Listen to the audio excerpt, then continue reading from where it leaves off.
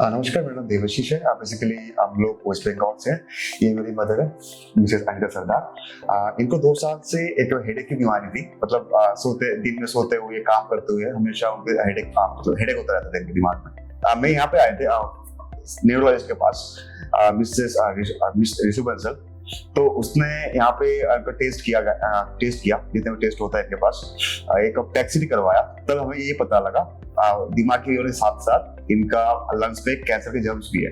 Biopsy करा हम लोगों ने। तो उसने सजेस्ट किया 2 डॉक्टर की अभी चाहिए हमें सजेशन। एक है mister Ashok Vaid, another one surgeon mister Arvind Kumar. तो हम लोग डॉक्टर के पास गए, अरविंद कुमार सर के पास। उसने बहुत ही जल्दी से हमें सजेस्ट किया इसका सर्जरी हो सकता है। लकीली हम लोग को तो इसकी बीमारी के लिए पता भी नहीं था। ये अनफॉर्चुनेटली फाइंड हुआ जो इनको कैंसर भी है। तो ये हैरानी की बात थी।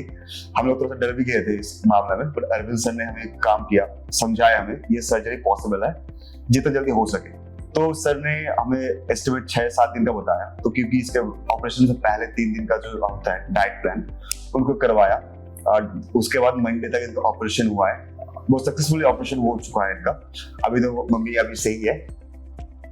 मिसेज अनीता सरदार वेस्ट बंगाल से आई थी हमारे पास। इनको एक्चुअली लास्ट ईयर 24 में, अर्ली 24 में हेडेक की प्रॉब्लम थी और उसका इनका वर्कअप चल रहा था। उसी के वर्कअप के प्रोसेस में इनका कुछ चेस्ट एक्सरे या सीटी हुआ था जिसमें कुछ ग्रोथ दिखी थी। फिर उसके बाद चेस्ट का सीटी हुआ था जिसमें इनके लेफ्ट लंग के लोअर हिस्से में कैंसर पाया गया था। और चूंकि ये वैट्स सर्जरी कराना चाहती थी और वैट्स सर्जरी हमारी स्पेशलिटी है, तो ये वेस्ट बंगाल से ऑल द वे गुरुग्राम हमारे पास आई थी मेदांता में वैट्स सर्जरी के लिए। और इनकी वैट्स के द्वारा लेफ्ट लोअर लोबेक्टमी और जो भी ग्लैंड्स वगैरह जिसको हम लिम्फेडेनेक्टमी कहते हैं, वो सब पूरा ऑपरेशन हो गया था। ठीक ठाक रिकवरी हुई थी, बिल्कुल ठीक होकर ये वापस चली गई थी। As a matter of fact इनको अब 1 साल हो गया है ऑपरेशन हुए लंग कैंसर का, और वो ठीक है। अभी कुछ दिन पहले वो दिखाने आई थी और सब कुछ ठीक है।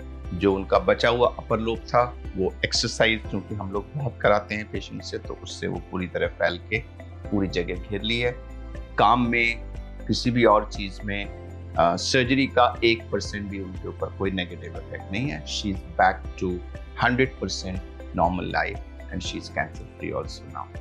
तो वो अपना वापस वेस्ट बंगाल चली गई। I wish her all the best. जब डॉक्टर अरविंद कुमार ने हमें सजेस्ट किया यहाँ पे एडमिट करने के लिए, क्योंकि उनका ऑपरेशन से 1 दिन पहले उनको एडमिट किया गया यहाँ पे।